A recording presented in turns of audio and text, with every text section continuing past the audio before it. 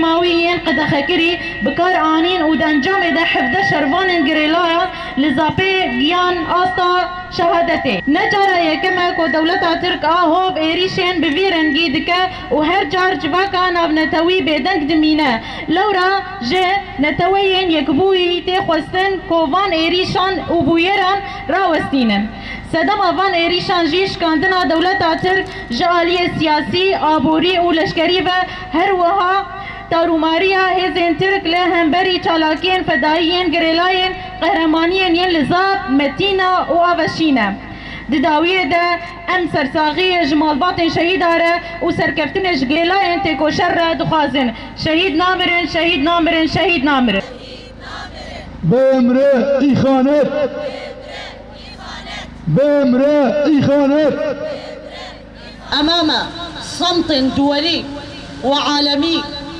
وبأسلحة محرمة دوليا تم انتهاك حقوق 17 من أعضاء المقاومة في جبال كردستان وقتلهم بطريقة لا تمس الإنسانية بصلة.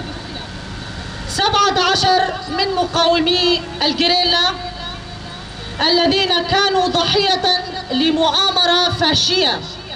هؤلاء الأبطال أمر بشع يشهد على تآمر كل صامت.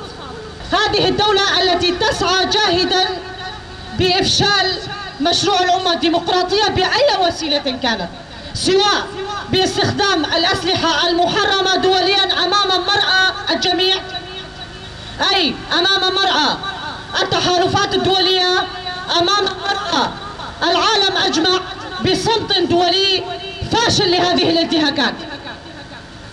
وإصرارا منا ومعاهدة منا على السير على طريق هؤلاء الشهداء هؤلاء العظماء هؤلاء الأبطال الذين ليس هدفهم إلا تحريرا للحرية.